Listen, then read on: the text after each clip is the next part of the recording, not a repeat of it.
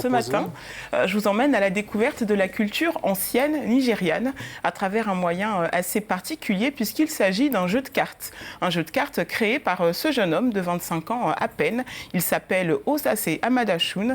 C'est un illustrateur et designer basé à Lagos au Nigeria. Et après une maîtrise en architecture et en design environnemental à l'université de Lagos, Osase, qui a toujours été intéressé par les arts visuels, se forme de manière autodidacte au dessin, à la peinture traditionnelle, mais aussi à la peinture numérique. Et c'est ainsi que lui est venue l'idée de ce projet, Bini Playing Cards, un jeu de cartes qui rend hommage à l'ancien royaume du Bénin et à ses œuvres d'art classiques qui remontent au XVe siècle. Son objectif ici, c'est d'intéresser la jeunesse nigériane à une partie de son histoire. Nous avons entendu parler des traditions orales, des contes. Nous connaissons l'histoire des statues de bronze du royaume du Bénin. Quels autres moyens pouvons-nous employer pour partager ces traditions, ces histoires et ces valeurs qui nous ont été transmises, que nous connaissons? 1897, des soldats britanniques s'emparent de milliers de statues en bronze de l'ancien royaume du Bénin dans une série de pillages qui ont longtemps terni les relations entre Londres et les territoires occupés au XIXe siècle.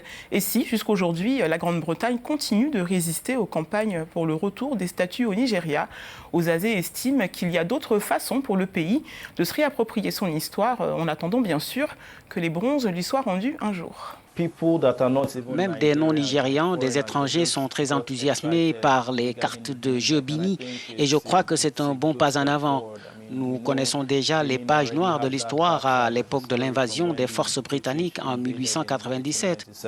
Alors pour moi, le fait de pouvoir engager les gens dans la promotion de l'histoire du Bénin et de pouvoir trouver de nouveaux moyens de la mettre en valeur, c'est une bonne chose. Osase est devenu passionné de l'histoire et de la mythologie nigériane alors qu'il travaillait sur un projet académique, un parc d'attractions basé sur le thème du royaume du Bénin. À l'aide d'un logiciel 3D, il commence à en recréer les objets anciens pour passer le temps. Et de là lui vient l'idée de représenter ces figures historiques sur des cartes de jeu. L'un de ses portraits favoris est celui de la reine Idia, une reine-mère puissante du royaume du Bénin au XVIe siècle. Un masque lui avait d'ailleurs été dédié lors du festival de culture noire et africaine en 1977. Le paquet de cartes est similaire à un paquet de cartes français. Dans mes cartes, le roi, c'est le Oba du Bénin. La reine, c'est la reine Idia, dont le masque avait été exposé lors du Festival de culture noire et africaine en 1977. Le joker, c'est le Liassé. À l'époque, c'était le commandant des armées du Bénin.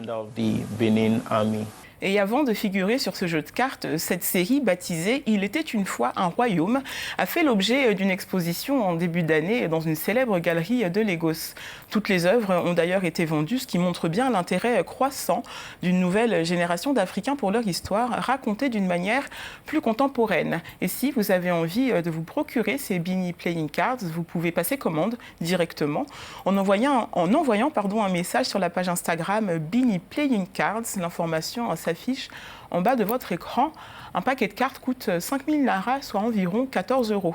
Voilà. Et pour finir, surtout en des temps où on continue de parler de la restitution du patrimoine africain au continent, eh bien, rappelons que le butin pris au royaume du Bénin comprend des milliers de plaques en bronze qui dépeignaient la vie au sein de la cour, des sculptures en ivoire et en bois, le tout reconnu comme des trésors d'art africains et qui ont depuis été dispersés dans divers musées en Angleterre, en Europe et même jusqu'en Nouvelle-Zélande. Espérons donc que les futures générations n'auront pas à se contenter d'un jeu de cartes pour avoir accès à leur histoire. En effet, c'est ce que nous souhaitons vivement.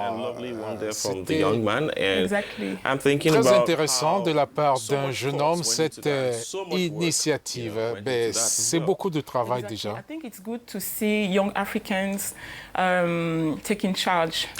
C'est intéressant de voir des jeunes s'engager dans ces initiatives de retour à nos biens spoliés. Vraiment, un très bon sujet. Je pense aussi que lors de sa tournée, je crois, à Ouagadougou, le président français avait promis la restitution de ces œuvres d'art qu'on attend toujours. En fait. On les attend. Merci à vous qui avez été avec nous ce matin. Je vous dis à bientôt sur Africa News. Je suis Bridget Huguet.